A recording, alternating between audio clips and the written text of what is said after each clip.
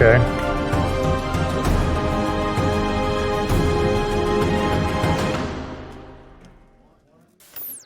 Okay, let's open in a word of prayer. Lord, thank you so much for this day. We pray that you bless our time together today as we discuss some pretty significant topics in Bible prophecy. Bless us today. In Jesus' name, amen. Well, apologize for the late start. Of course, I had one video that I wanted to add, and of course, it didn't seem to want to cooperate at the last minute. But, and the reason we're doing it early today is we have a special event that is scheduled for the time when I would usually do the update. So let's get started. So today I'm going to call this Operation Gaslighting. It's clear that in this world, we live in a very postmodern world where everybody sort of adopts a narrative and then pulls the facts in to support whatever it is that they want to support. And we'll see a number of things this week. Now, I did an update the other night after the Trump verdict, and I'm going to repeat a little bit of that today. But if you want to watch it in more detailed and rambling fashion than today, you can go to the video that I put up the other night and listen to that, because I don't have time to go into all of those issues. But I think it's very important. And I do think it's important from a Bible prophecy standpoint, because we live at this time in the world where, as I've noted, we have acceleration, convergence, logistics, and understanding. And you're going to see a lot of changes this is a historically unprecedented year of elections in the world, let alone the United States and elsewhere. The UK is going to elections very soon. They called for early elections. India is finishing up elections. I think Argentina had elections earlier this year. So everywhere you look, there are elections taking place. There are elections coming up for the EU that are pretty important in terms of how that region fits or may fit into Bible prophecy. We've had a leader of Iran die, Raisi, and by the way, I don't even have time to play for you today. Do you know what they did at the UN for Raisi? They actually had like an hour and a half tribute to this butcher, the guy who's called the Butcher of Tehran. And I apologize, I think in the past I've referred to him as the Butcher of Baghdad. That was a different butcher, but the Butcher of Tehran. Antonio Guterres, the head of the UN, got up and praised what a great statesman and diplomat this man was. He was a butcher. He is a monster. Now, he's kind of a low-level functionary, but you're seeing this change taking place. Israel might be on the verge of elections again. The last ones took place about a year and a half ago. And it's everywhere you look, these things are happening, and they're tremendous change. And so there's leaders being raised up in the world that if we're at the time where these things are going to unfold quickly, then these leaders are very significant, as we see. And again, when we talk about this convergence of events and we talk about the fact that as we get closer to the end, we're going to have a little bit better understanding of how those things work out. The wise shall understand. And I really do think that that is a passage that we're seeing, that we see is having application in our time. And again, I use this as an example of my view of the horses, that the seals open, but they progress, get intense over time. Now, I may have the white one a little bit wrong, and I actually think these are, increasingly, I think these are the foundation of the final beast empire, these horsemen. And so the white one may peak a little bit sooner than I have it peaking. And then again, we have the scroll, and we have the seals and the trumpets.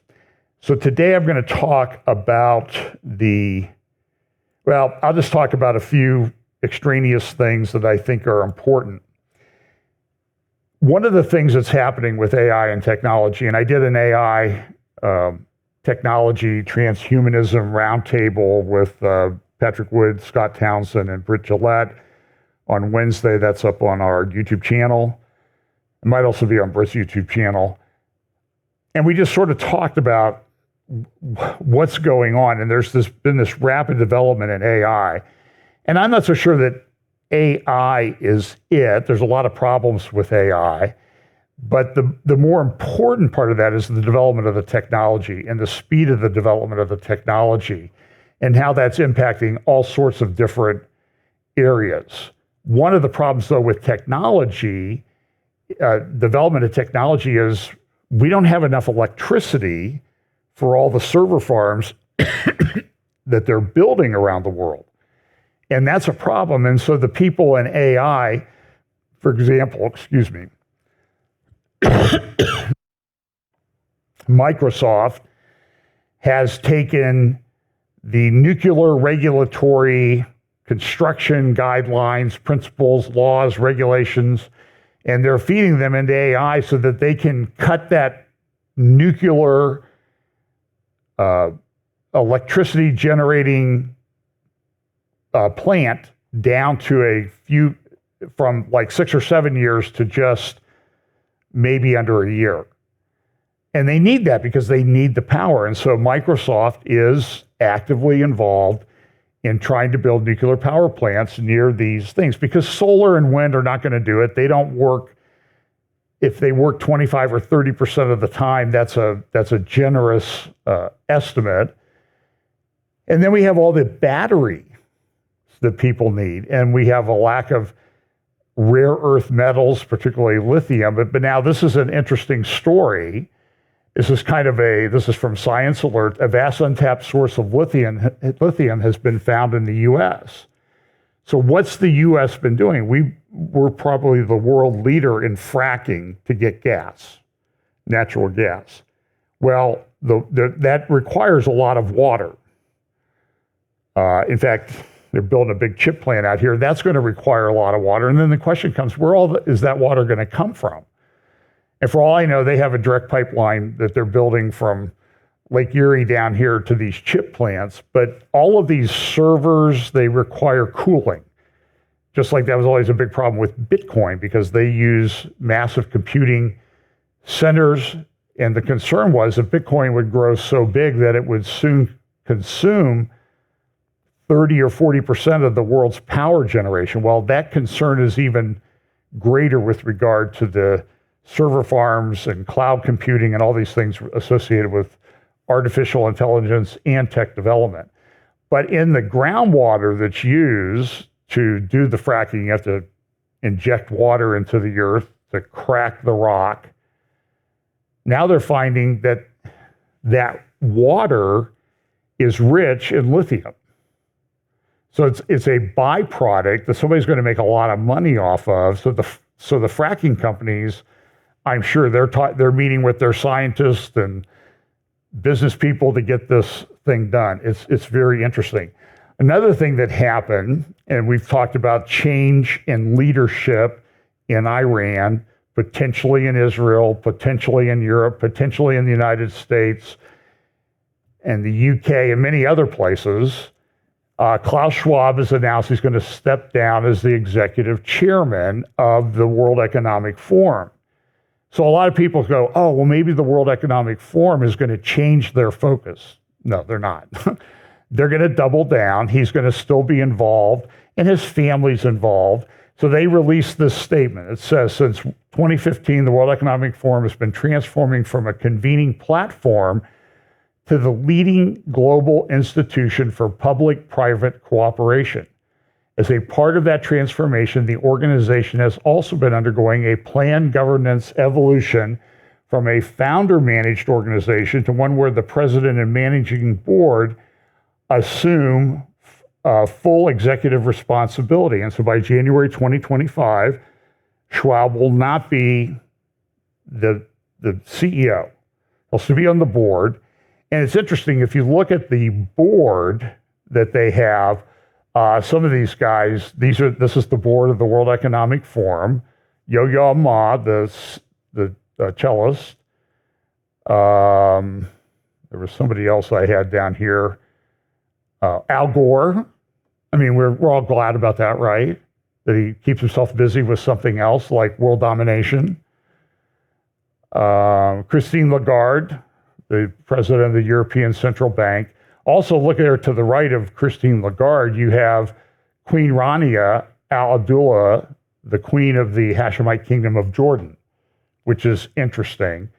But understand that the Hashemite family that runs Jordan is pretty wealthy. I researched this a couple years ago, and I believe that the estimate that the people who had some knowledge of what they control, the Hashemite Kingdom of Jordan, the Hashemite family generates between $1 and $2 billion a year in earnings on their portfolio. That's pretty wealthy. Another person here's Larry Fink. And we've seen I have some clips of him. I'll play those in the future.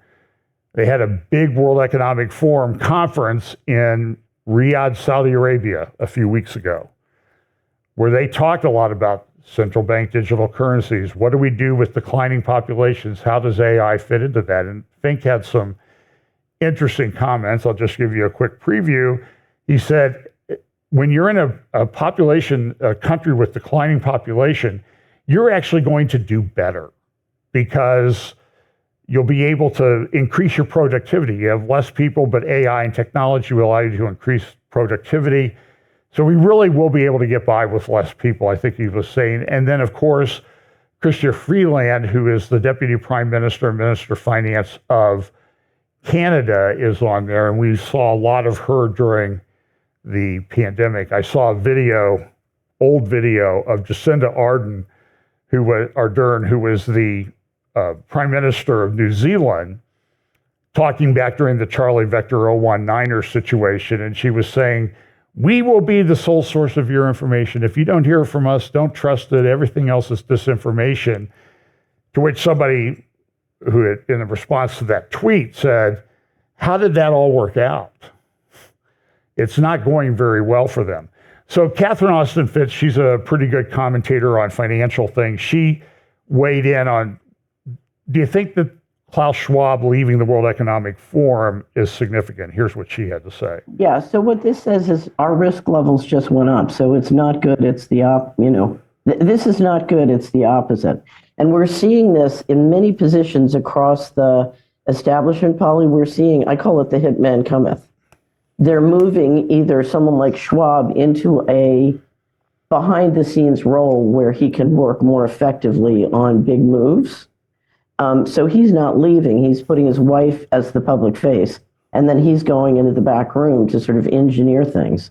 And of course, as I said, all of this is subject to the approval of the Swiss government, which tells you who's really in control. And I would say it's the Bank of International Settlements in Basel. But be that as it may, we are watching positions all across Europe and the United States being, the last guy's being moved out and a new guy's being moved in. And we just did it on Money and Markets. I called it the hitman cometh.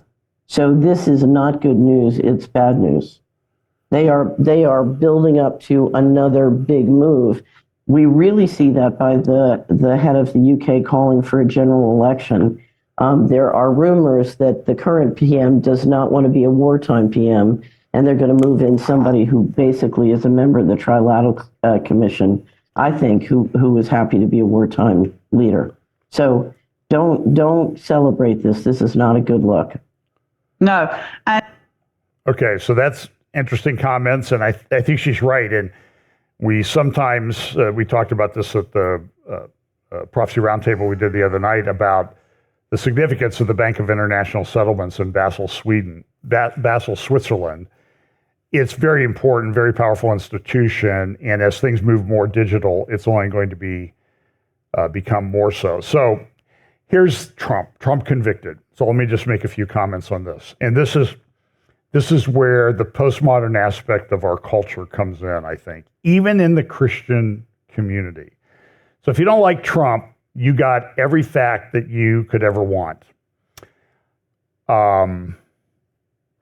I mentioned in my update, I think that there are issues with former President Trump that I'm not comfortable with, things that he supports, galas that he holds at Mar-a-Lago. I think he's backing off on abortion issue. That his appointed justices gave us a perfect opportunity to put in restrictions on that, which I think would be good. But he was convicted. And this is a big deal. So, for example, right now, as a convicted felon, he was convicted on 34 out of 34 charges. I'm a lawyer. That doesn't happen very often. The jury can come in, the jury can compromise. This jury came back with 34 out of 34 guilty verdicts. And for each guilty verdict, they had to fill out a form. Now, the judge, who I think is incredibly corrupt, he's donated to Biden, he's donated to anti-Republican organizations. He clearly should have recused himself. And there have been 3 pretty significant cases involving Trump. In most courts, when you file a case, you go into the clerk's office, and the clerk will, sometimes they'll pull a card out, or they'll have a pack of things that are sealed, and they'll peel the top one off, and that will tell you the judge that you get. And amazingly, in a randomly assigned system where the cases are randomly assigned to different judges, this guy ended up with all 3 significant cases. Have him buy your lottery tickets, I guess, is what you would say if he's that lucky. And I think this was a put-up job. So Trump is now convicted.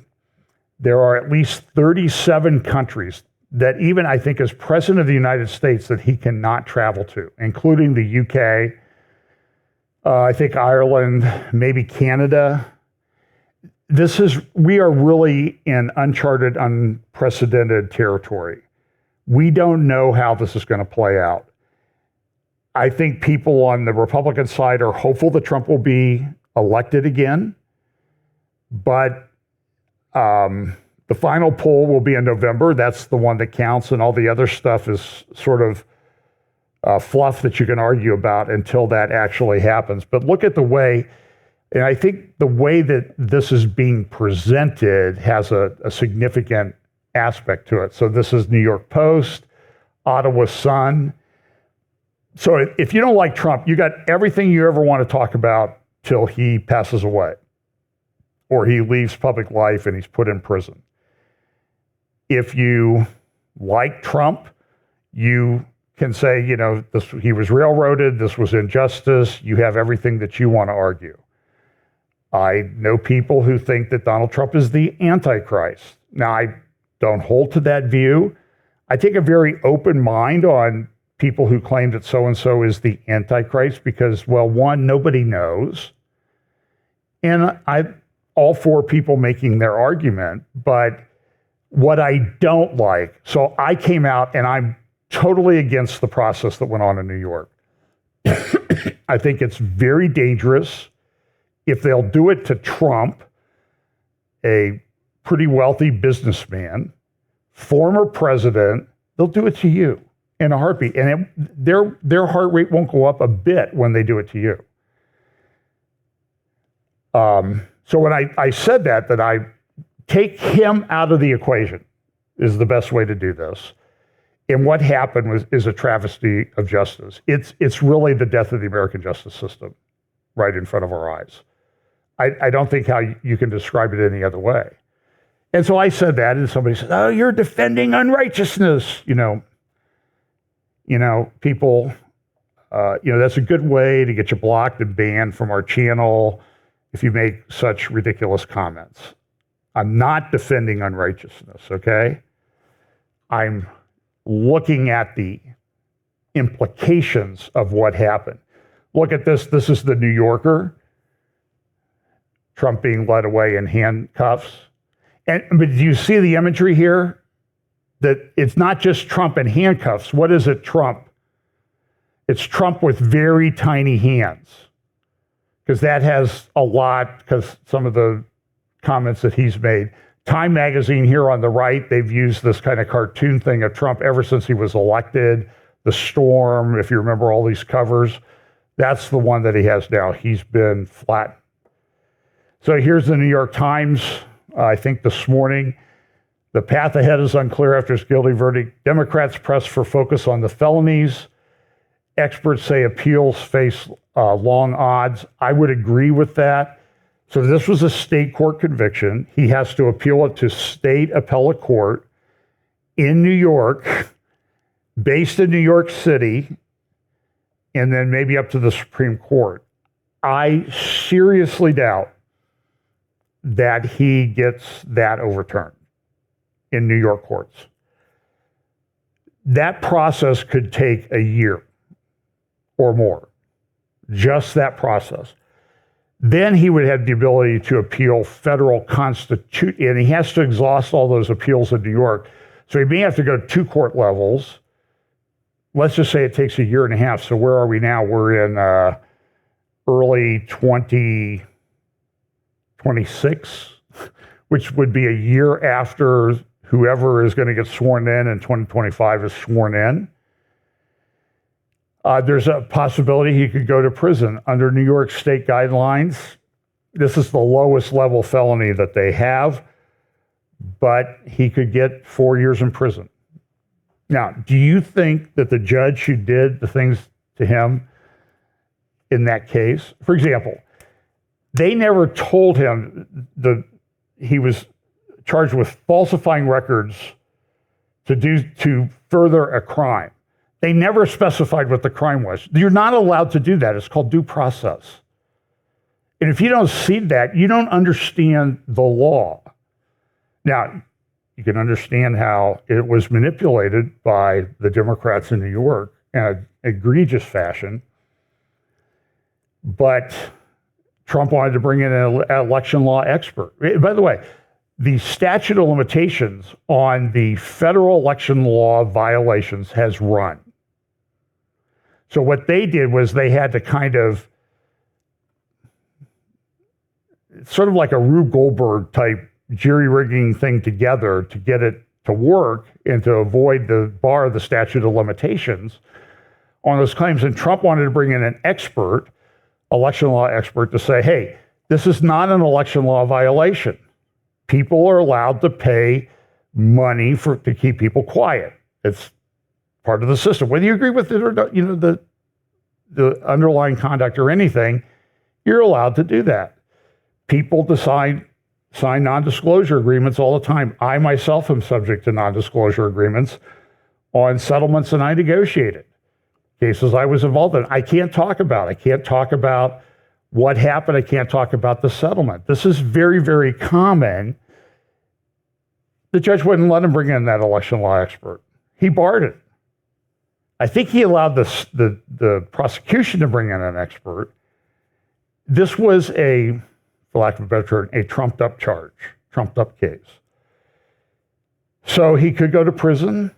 And how does there already the Secret Service people that are charged with his protection for the rest of his life are already meeting with prison officials in New York City and prisons in New York about how they would manage the protection of Trump if he was put in prison. This is stuff that happens in third world countries. Somebody posted a picture of the U.S. flag with, instead of the field of stars, it had bananas, and they turned it upside down. I thought that was an appropriate situation that we're in. We really are in unprecedented territory. He will not get a pardon. He would have to get a pardon from the governor of New York. If he was elected president, he could not pardon himself. So this,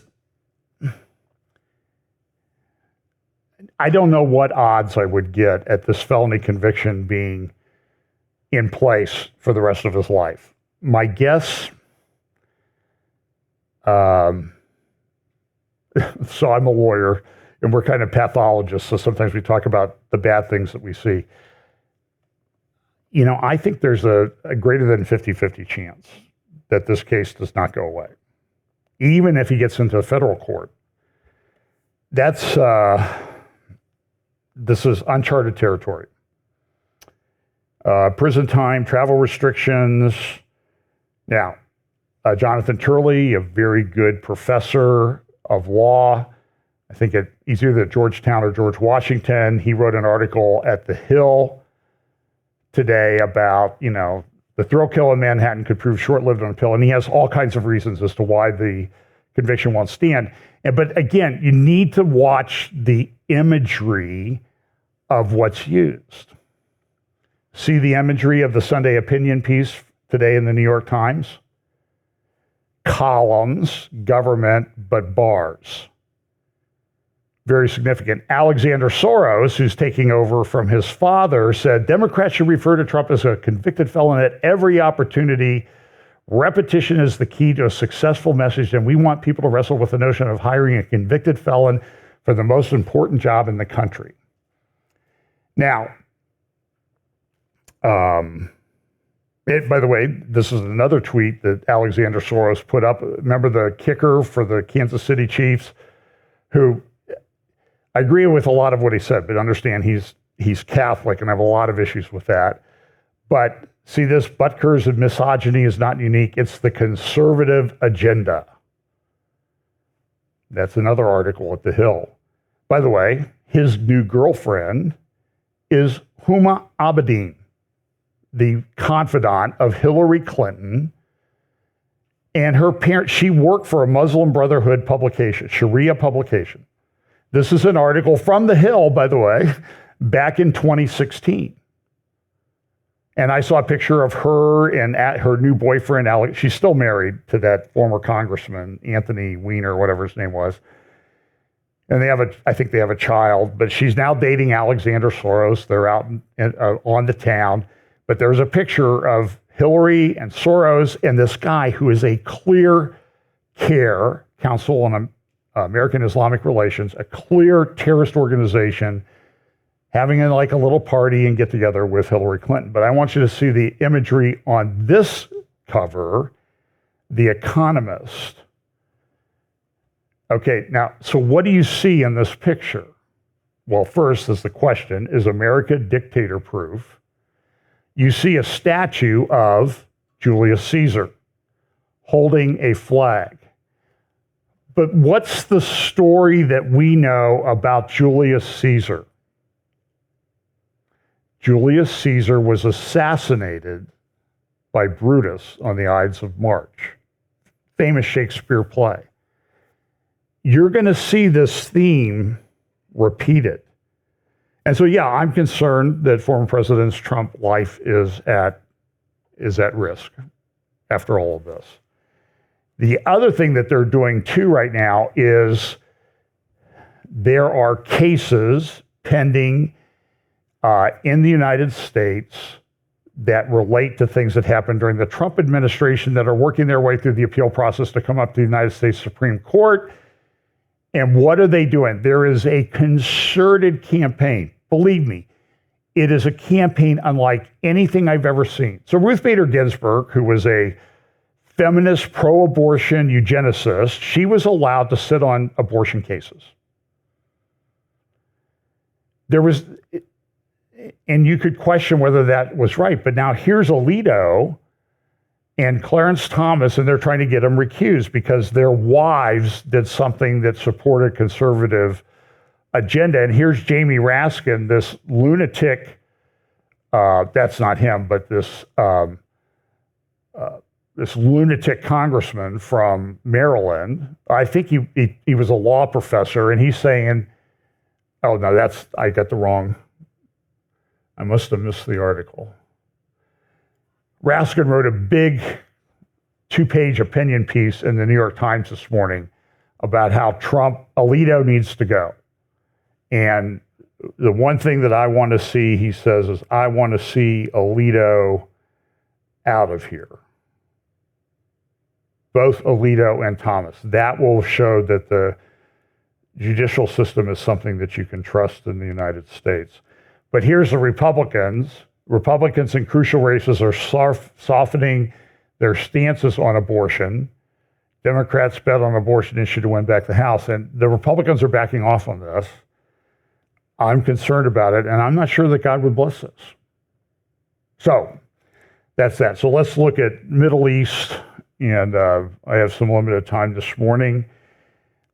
this sort of Middle East chessboard, and things are being moved around all over the place. And you could put like exploding chess pieces and toppled chess pieces, but they're all sort of lining up against Israel in the Middle East.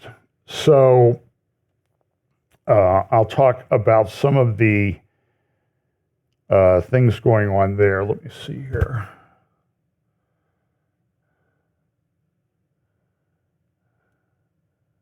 A lot of stuff going on in Russia, Ukraine. I may come back to that. Okay, so here's some things going on. Middle East, Israel, its enemies, people lining up, and it appears that we'll get to that in just a moment. So look at this meeting. So for over a decade, Assad has been persona non grata among Arab countries in the Middle East. And it's interesting, as the Assyrian civil war ramped up and Syria was torn apart, who benefited from that? Question, answer, Iran. Because why? Iran moved into that space to take over and put its militias and weapons factories and weapons storage facilities all over Syria. And Hezbollah also helped set up militia groups through there. So he went to see Khamenei this week. There you see Raisi. They're going to have elections in the next probably 35, 40 days. By the way, somebody threw his hat in the ring, a guy named Mahmoud Ahmadinejad, who he was the president of Iran for 8 years. And he was always viewed, I think, even within Iran, as kind of a crazy guy. Now, why would they allow him to be, and they don't have elections in Iran, they have elections. People argue we have the same thing here. He was selected as the president for 8 years. And I think part of that was to act as a cover to allow the regime to do some of the really evil things that the Iranian regime is prone to do. And so here's Khamenei. Everyone should witness with their own eyes the Syrian government's special value, which is the resistance. This is another thing that's happening. Iran is accused of using Sweden criminals to target Israelis. This is happening all over the place. The number of attacks on Jewish schools, Jewish synagogues, Jewish people is rising all over the world. It's very bad in Sweden. I saw pictures this week of, I think it was in Germany, a man who immediately gets described, he's a far-right nut because he opposes Islam. And this guy came and started stabbing people in this public square in Germany. I think it was in Mannheim. Guy took after him. He tackled the guy, started beating on him. And what happened? A cop came and started beating on the guy who was beating on the guy who was doing the stabbing attack. The guy got up and stabbed the policeman in the neck. Now, they eventually shot him, but people were damaged, injured quite a bit.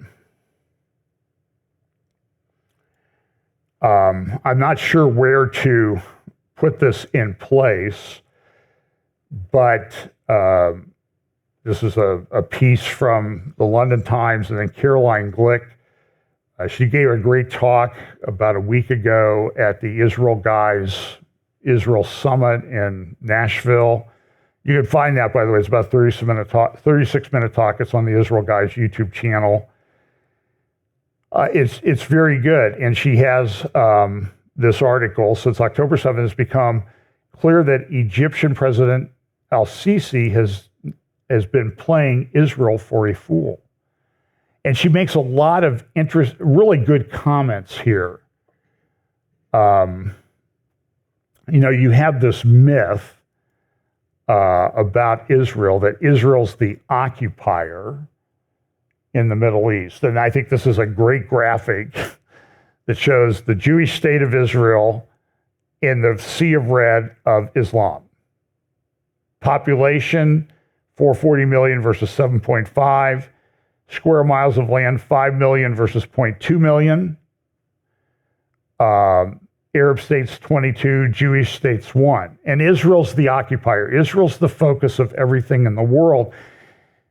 That ought to tell you that maybe what the Bible says is going to come in these end times is actually true. But back to Caroline's article. She says that at every stage of the war, from October 7th, Hamas invasion and slaughter on, al-Sisi's regime has undermined Israel's war effort in a bid to prevent the Jewish state from defeating Hamas. The motivations for Egypt's support for Hamas are still difficult to assess.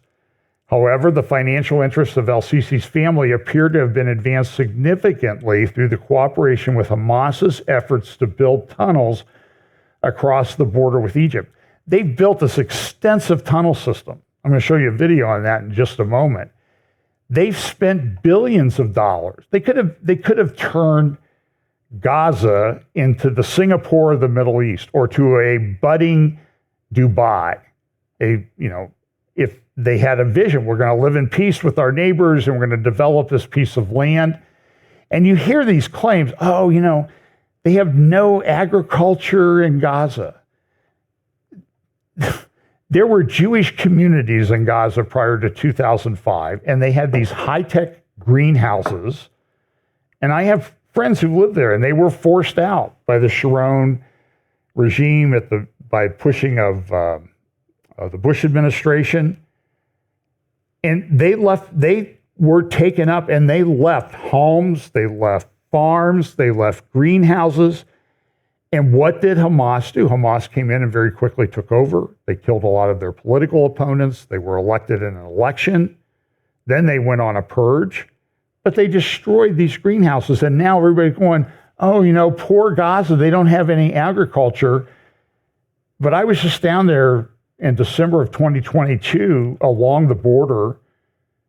And all along the Israel side of the border are what? Agricultural farms. You're telling me that the land changes at the border fence to something that can't be tilled? No, they were supplying massive amounts of produce and citrus to Europe and elsewhere from Gaza. But Hamas is not about building something up, it's about destroying something else, and that's significant.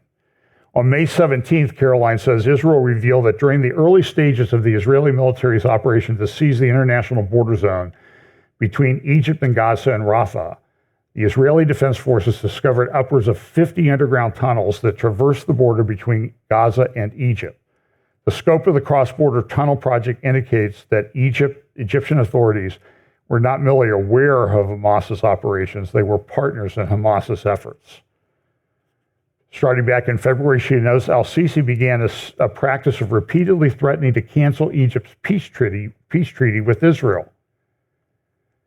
And it's awful. I mean, this is, so let me move over here to my video. Okay, so this is a video. It's done by a channel. It's not always 100% accurate. It's called AI Telly. They have some very interesting videos and graphics. But they do a good job showing the scope of these Hamas tunnels. So watch this. Hamas tunnels use different tunneling methods, ranging from simple manual strategies to slightly advanced methods, like forepoling and drill-in blasts. They also employ reinforced concrete to support the underground structures, which are divided into approximately 7 to 8 levels called the underground metros. These tunnels are intentionally dug deep to protect against bunker buster bombs like the GBU-28, all in the video ahead, so don't miss a beat. This is how tunnels are excavated using different methods. The first method involves manual excavation with a shovel in one's own hands, while the second method represents a more advanced approach to tunnel digging. Let's now take a closer look at how each of these techniques operates. Step 1. The contractors from Hamas utilize electric or pneumatic jackhammers to drill and excavate the tunnels. Using the drill, they use forepoling as a method to temporarily support the weak roof of a mine or tunnel. This technique is traditionally used when dealing with soft, loose, or caving ground conditions. Step 2. Following the drilling process, charges or dynamite are inserted into the previously drilled holes. This step is a critical component in the tunnel construction process as it prepares the area for the next stages. Step 3. The inserted dynamite charges are then ignited, resulting in controlled explosions that create a clear path within the tunnel. Step 4. After the controlled explosions, muds and dirt are cleared from the tunnel using a pulley system. This is necessary to ensure the passage is free from mud and ready for further work. Step 5. Reinforced concrete sections, manufactured nearby, are carefully placed inside the tunnel. The construction process begins with the installation of side pillars. Following that, the arch pillars are added, further enhancing the stability and integrity of the tunnel. These concrete sections are strategically positioned, reinforcing the tunnel structure step by step. The network comprises an estimated 1,300 tunnels, spanning a total length of around 500 kilometers, which translates to 310 miles. Some of these tunnels delve as deep as 70 meters underground. Reports indicate that the majority of the tunnels are merely 2 meters high and 2 meters wide. Hamas uses levels of layers to create something called a metro. The tunnels are usually hidden within city buildings. At level 1, you will find the entrance as well as a launch pad for the Qassam rockets. Level 2 features a reinforced tunnel, which uses concrete blocks with an arc to support the structure. On level 3, the deep tunnels require oxygen for the different levels. This is one of the reasons an oxygen generator or air ventilator is needed to transfer fresh air from the surface and distribute it to the different levels. Moving further ahead is level number 4, which serves as a meeting room and sleeping quarters where they can rest or sleep. Level number 5, interestingly, is another reinforced tunnel designed to support another base, both below and on the sides of the underground metro. As you can see, there are lights and ventilating pipes running throughout the base of the tunnels. Level 6 is strategically placed as a weapon storage facility to prevent a cook-off in the event of an explosion. On level 7, you will find another storage area where explosive materials like fuel, petrol, or diesel are stored. This was strategically placed in case of an accidental explosion, and the doors are always closed or sealed, deep down where there is almost no oxygen, which is perfect in case of an explosion, as we all know fire needs oxygen. At level 8, you will find the most important room. This is where the control and command center is located. It uses landline phones to connect all layers in the tunnel. Just a reminder, they don't use the internet, so all communication is done through these offline phones to prevent themselves from being hacked. Let's examine how it would fare against bunker buster bombs like this GBU-28 when dropped from an F-16 jet.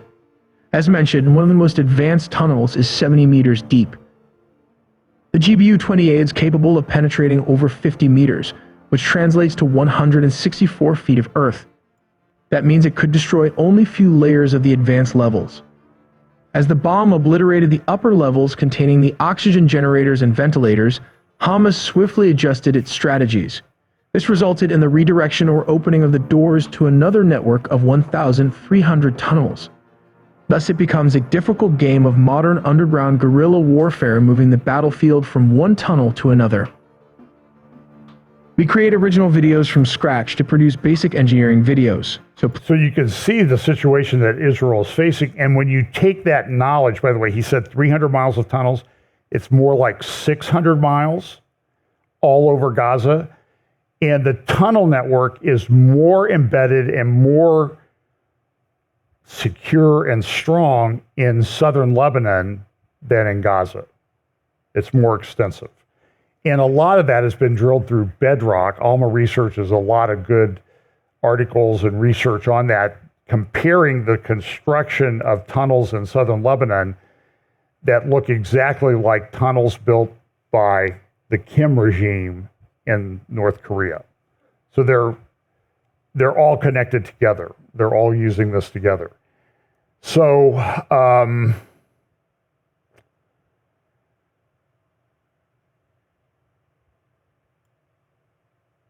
so let's look at this a little bit.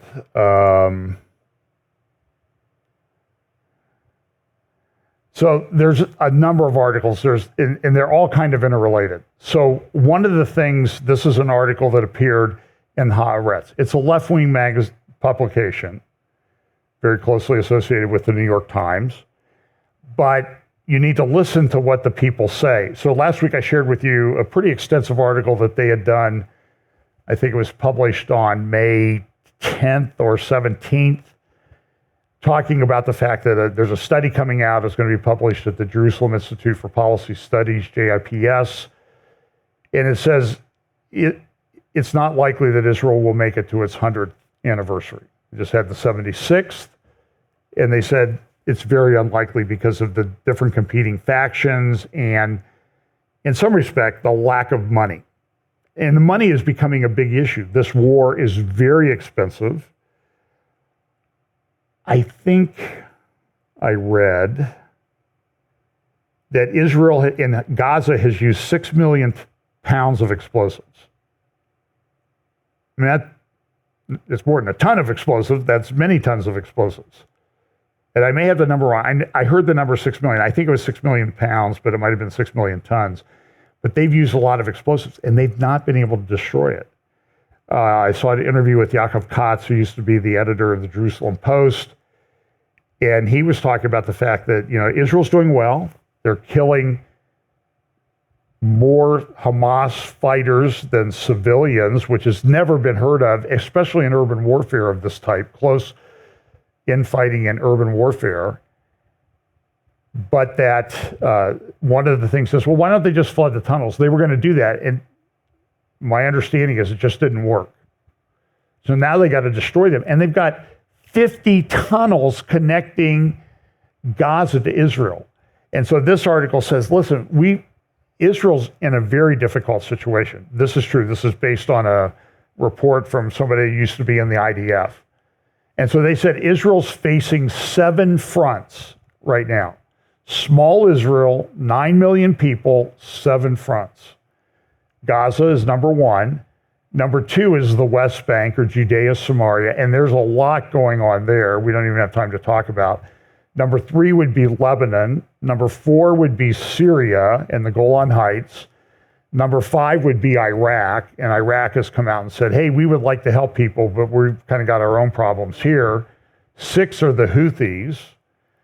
I'm probably not going to have time to cover it. The Houthis they claim that they attacked a U.S. aircraft carrier. And they posted pictures, but then it turns out, those were pictures from a aircraft carrier fire or some other fire in a port in San Diego.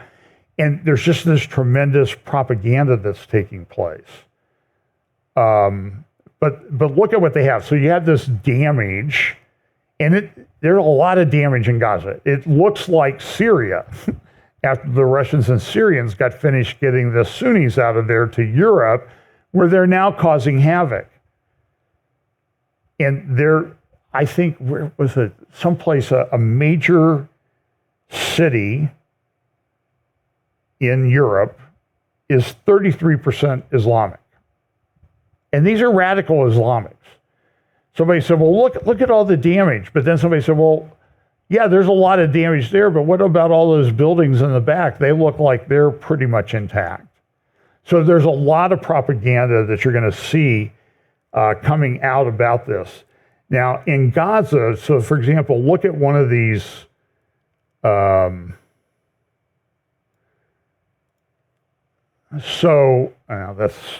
there's that Jamie Raskin article that I couldn't find. And sees what he says, I look forward to seeing 7 members of the courts act to defend the reputation and integrity of the institution. Well, there are 9 Supreme Court justices. So we're going to get rid of 2 of them that we don't like. So it's sort of like, instead of packing the court with more liberals, if Biden wins and can get them through the Senate, they're going to unpack the court of the conservatives. It's kind of a reverse operation. So look at this. And so this is where you see the propaganda.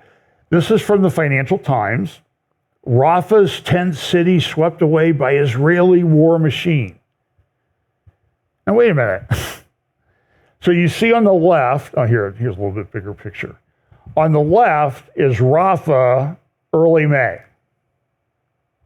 You see all the tents there around that open field area?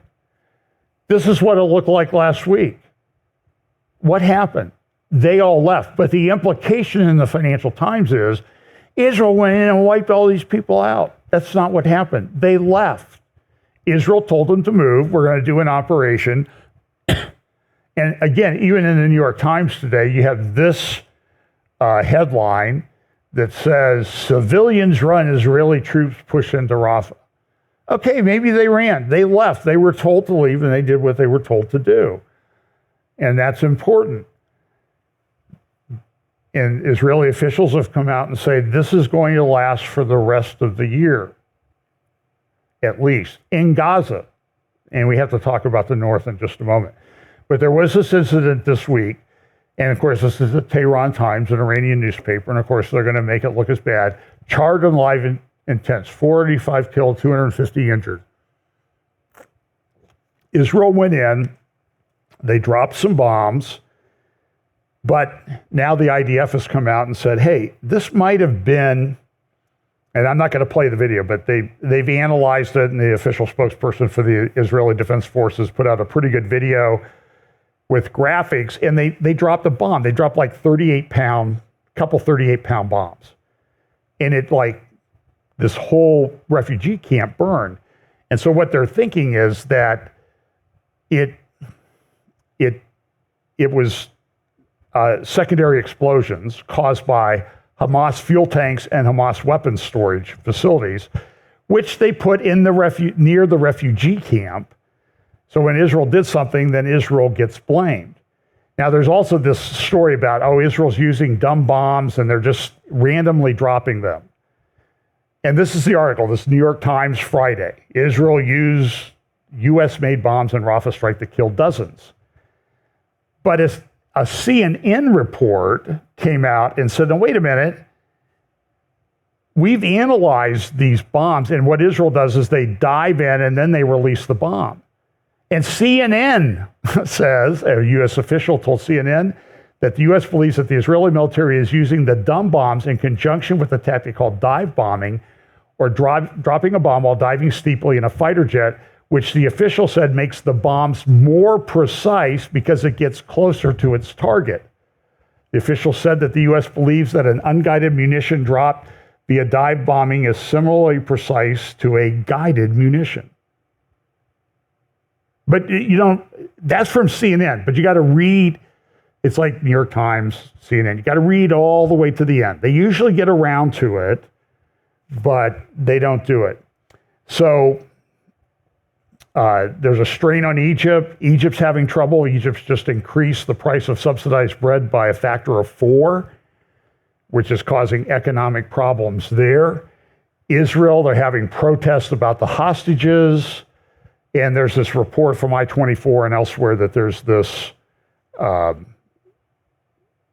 this comprehensive ceasefire plan that's coming out. By the way, here's the propaganda tweet about Yemeni forces have hit a U.S. aircraft carrier in the Red Sea. It's just total made-up lies. And this guy was challenged on it. He goes, well, I'm not a Navy guy. It looks like an aircraft carrier to me. And they're like, well, where's the flight deck? And so you see videos posted today. And this causing internal dissension in Israel. Gantz has said, June 8th, if you don't have a plan, Netanyahu, I'm going to dissolve the government. But he's already filed a motion or bill to dissolve the parliament. And part of what's going on is get rid of Netanyahu. That's the Biden. You have to understand when you interpret or analyze what the Biden administration is doing is they're trying to get rid of Netanyahu. By the way, this is proof of what we see in Bible prophecy about all nations turned against Israel, including the United States. And by the way, the chaos that we have here, if this continues, it's only going to get worse. And one of the things they're doing, so they come out, so Biden does this. I'm going to play just a minute or so of it. I know it's going to trigger a bunch of people. Where is my Slow Joe video? Well, do you want, okay, here we go. So Biden came out, he did a speech the other day. Here is a plan. This is Israel's plan to have peace in Gaza. For the past several months, my negotiators of foreign policy, intelligence community, and like have been relentlessly focused, not just on a ceasefire that would inevitably be fragile and temporary, but on a durable end of the war. Well, I'm not going to play all that. It's cruel to do that to you. So he came out and said, Israel proposed this plan. This is how we're going to solve this. Israel made the proposal. Netanyahu immediately came out and said, what are you talking about? We didn't make this proposal. We haven't changed our position. But Biden, it appears, lied about it. In fact, I've got friends who've been watching this pretty closely, and they're like, Biden lied about this. This is not what was proposed. And so he says Israel's conditions for ending the war are the same. Well, then somebody else came along to kind of weigh in on Biden's side. His name is Barack Obama. And he says this, today President Biden put forward a clear, realistic, and just plan to establish an immediate ceasefire and end the war in Gaza. And there was a joint statement issued by Egypt, Qatar, and the United States, which are going to sort of manage this if this is accepted by Israel, even though Israel says, no, we're not going to do it that way. And people want the hostages back. I get that. Dr. Eli David, good Twitter account to follow, says, okay, Biden's peace plan for Gaza is this: Israel will fully retreat. Hamas will not disarm. Hamas will rule Gaza. Now, you think that Hamas will massacre Israelis again, right? So here's the genius part. Qatar will guarantee that Hamas will not kill Israelis. A Muslim Brotherhood organization, a terrorist organization. So here's Netanyahu's tweets, we're not going to do this. You need to go back to Tablet Magazine about a month earlier in May 1st, and read an article by Lee Smith called Saving Hamas. Very important article. In fact, there's a couple places you should follow. Now, I like the Jerusalem Post because I know some of the people there, but they're a broad spectrum newspaper. You're going to get conservative, you're going to get center, you're going to get center left, you're going to get leftist. Haaretz, you're going to get pretty much leftist. You might have somebody with a center political leanings to the center get through. But so Jerusalem Post, Tablet Magazine, excellent writers. Lee Smith, Tony Badrin, David Wormser, a lot of people writing there. And Lee Smith, who's been involved in U.S. security apparatus, wrote an article said everything that the Biden administration is doing is to save Hamas. And this is what they're doing. So you need to read those articles. Now, while all this is going on, there's a lot of other things going on in this space. The ICC has trying to issue arrest warrants for Biden. For Netanyahu and Gallant, the defense minister. And by the way, the U.S. Congress came out and passed a bill or resolution saying, we're not going along with the International Criminal Court. We don't agree with them. Look at the UN. They're part of the UN apparatus, the International Court of Justice as well. The UN had a memorial service for Raisi. This is how corrupt and evil this organization is. So Biden says, end the war. The U.S. Congress comes out and says, International Criminal Court, we're going to sanction you. We're going to approve sanctions for you. We're going to defund you. And so what did the International Criminal Court come out and say? We're going to issue arrest warrants, if we can, against the U.S. Congress people that voted for this. The world's completely out of control. So, like I said, what they did to Trump, whether you like Trump or not, that's the harbinger of what they're going to do to everybody else that they don't agree with. UNRWA is coming out and saying Israel has to stop its campaign against its agency, and I guarantee you, the International Criminal Court is going to get involved in this and saying people who oppose UNRWA, the United Nations Relief Works Agency, that funds all these schools that teach kids to be terrorists, to do this. Now, I need to talk about the North very quickly. Boy, I could go. I always, when I get up here, I know you're going to say, I read a lot, and I get up here and I'm wondering, like, how am I going to fill up an hour today? And the answer is, I shouldn't be worrying about filling up an hour. I should be wondering why I don't fill up 3 hours with all the garbage that I have here. So there's another article in Tablet Magazine, published about a month ago, The Last Lebanon War. Israel has a problem. There's a strategic failure. So some of the things like in this article, our military establishments assumed that engagements with Hamas or Hezbollah would be brief, aiming merely to manage the situation. That's not working. And so now what we need to do is we need to finish the job. We didn't finish the job, the article points out, in 1967 when we finished the war, because this is a Pentagon publication showing the dark gray areas are areas that Israel cannot give up if it hopes to survive. So this is 57, 67, yeah, 57 years ago.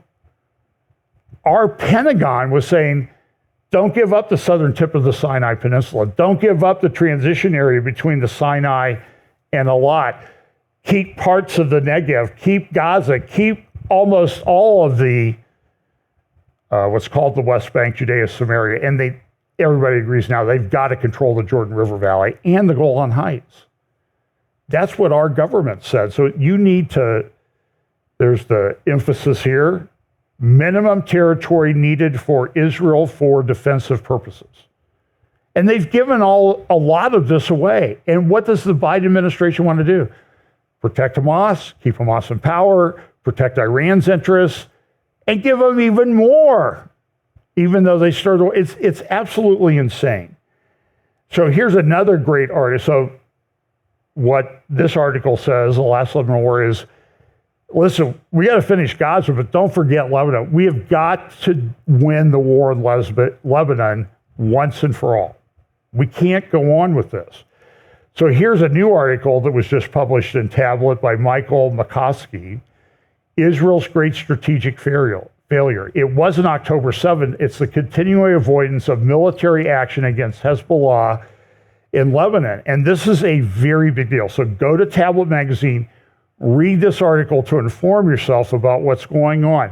Hezbollah's enhanced lethality, coupled with increased American opposition to the destabilization of Lebanon, which our government is doing. What do? We force them to negotiate this maritime border deal with Amos Hochstein. We had to do that. So this is a strategic failure. And there's all these rockets and that sort of thing that are, look at the border area here in the kind of blue and orange. These are attacks since October 7th. And what's happened? Lebanon has opposed effectively a depopulation zone. Look at the length of the rockets. So here are the rockets that Israel has and what they can reach into Lebanon. And they're attacking, they attacked up around the Bekaa Valley and Baalbek just yesterday. And they're doing all sorts. There's hundreds and thousands of these attacks have occurred since October 7th. You don't hear that much about it.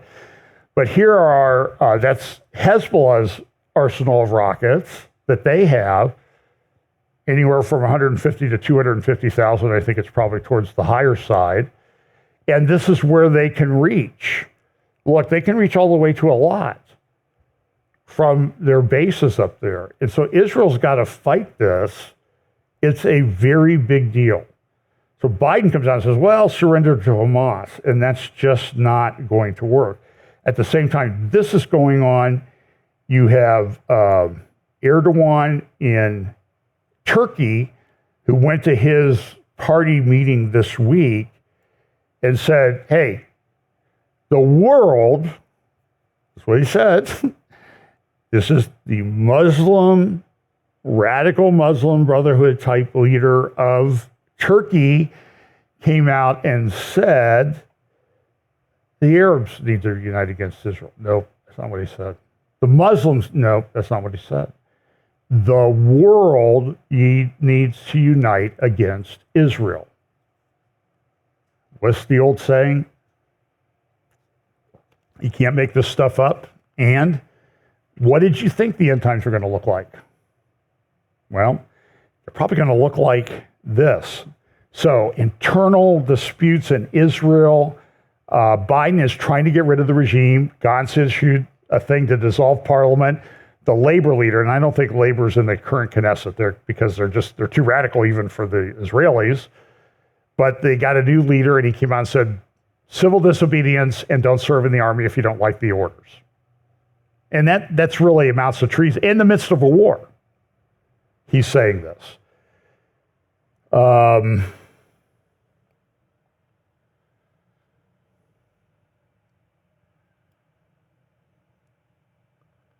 Let's see here. Oh, this is kind of an encouraging news, though. John Fetterman, who I thought was a lunatic, he's a huge Israel supporter. And he went to a graduation this week, and he's a graduate of Harvard. And he took off like his academic regalia that he got when he may have got a doctorate at Harvard or master's at Harvard. And he took it off and said, I don't support Harvard anymore. This is the liberal, like the guy who we thought was a complete lunatic. So everybody's trying to accept this peace agreement. New York Times had a big article on extremists and settlers, and it's just a bunch of made up propaganda. The U.S. is putting in sanctions all over the world, which has created a whole evasion apparatus. So you can get that from the Wall Street Journal this week. And so what happened is, and this kind of has, everybody wanted to sanction Russia and sanction Iran. And so what did they do? Okay, we'll do business together. And what it's done is it's forced them into these alliances that look a lot like we read about in the prophets. So we intended this for good, but what happened? It's turning against us. And so the oil and everything, and the countries involved are Iran, China, Russia, and Venezuela, which we really like having Venezuela here, doing this with all the Venezuelan people coming across the border and Chinese people coming across the border. And I hear they have pretty good documentation. It's about 150,000 or more military-ready Chinese males that have come across the border. You need to be very situationally aware of everything that's going on because this could change rather dramatically. NATO saying, well, we're going to build a drone wall to repel Russian threats, and there's a lot going on there. And I think Biden and some of the guys came out and says, oh, we're going to give our weapons to Ukraine. And there was a big article this week at The Hill, or Politico, here it is, I think. Biden secretly gave Ukraine permission to strike inside Russia with U.S. weapons, and Putin's come out and said, we may go to nuclear war over that. And Europe's doing it.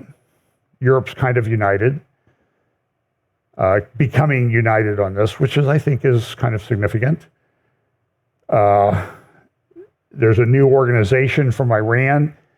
This is published at Memory. They're saying if Mohammed bin Salman, if there's not a coup in Saudi Arabia, we're going to take him out. That's Mohammed bin Salman. So that's going on. So, listen, I could go on. You know me. I could go on and on and on. This is significant, and I will finish with this, I promise. So, Seth Fransman has a good article at Jerusalem Post about what weapons does the Gaza terror group still possess. This is an article. This is Al Akbar newspaper in Lebanon, a strategic target near Accra. The resistance is harmful. Nasrallah to the enemy. We are able to occupy your positions. It's a pretty sensitive base, and it was destroyed by rocket fire, missiles. And then there's this other, let's see here. Hang on a second. So they published a video about it in you can kind of see the video here while I'm talking. So Hezbollah is attacking, and this was taken there. They shot down a cruise missile up there. There were a lot of rockets attack, and they had missiles that got through and did damage. And this is, and by the way, Hezbollah is videoing this, apparently from the Israeli side of the border, what's happening. Or maybe they're using security cameras or something else. But this was a sensitive base. And then here's another article, training for direct combat with Hezbollah, the Golani Brigade. Israel's ready. I mean, I think they'll do well if they get in a war. But look at this statistic. This is Hezbollah published, so you got to, but I think it's pretty accurate. 40% of the people displaced in the Galilee up along the border, which could be anywhere from 80 to 120,000 people, are saying, we don't want to return after the war. Factor in all the economic costs of this. The strain that it puts on hotels all across Israel with those people. Because those hotels used to be occupied by tourists. And, you know, I've been thinking about going over there, and hotel prices are up pretty high right now because of all of this. And so here's this. This is Sea of Galilee. The Lebanon is in green. Syria is in red. The grayish area is Israel. But all those crosshatched areas are areas that have been evacuated. And it's even more than that. And it's increasing more. And Nahariya is like 25,000 people over here on the coast. How long are they going to hang in there? This has tremendous economic things. But this is a picture. This is what happened today in Israel, because it's Sunday. They go to school on Sunday in Israel because it's after Shabbat. By the way, Biden came out and gave his speech as Shabbat was starting in Israel. Now, what does that mean? That means it's 24 hours where Israel might not be able to respond. So he can control the narrative. You need to understand, the Biden administration is evil because they want to control these narratives. And they want to create narratives to propagandize people.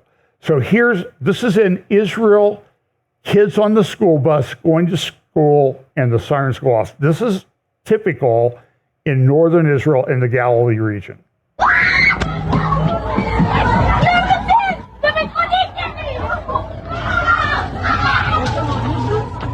נבדוק. לא חושב שיש מזה. You can hear the rockets overhead, you can hear the sirens, the kids are screaming.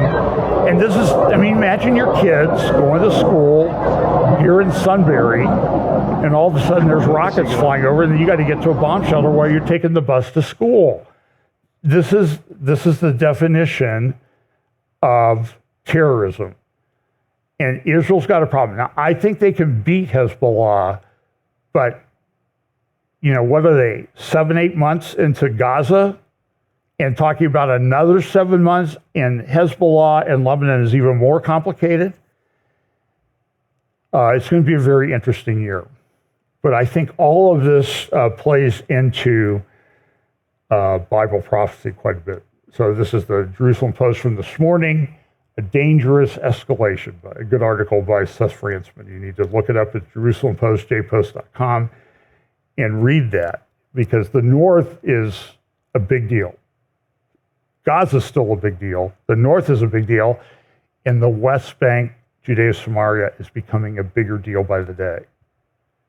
And the Houthis haven't gone away, and Iraq hasn't gone away, and Iran hasn't gone away, and Syria hasn't gone away. You need to pray for Israel. Pray for the peace of Jerusalem. Let's pray, and we'll get out of here. So let's pray. Lord,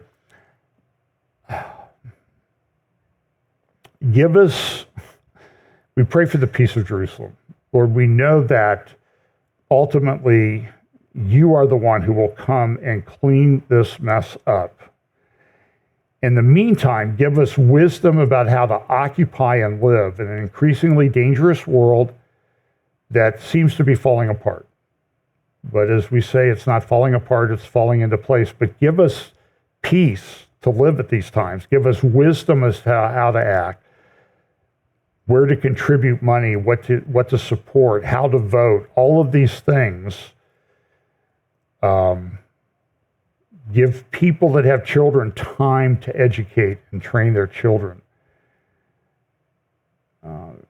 It seems a very difficult situation that we're in right now.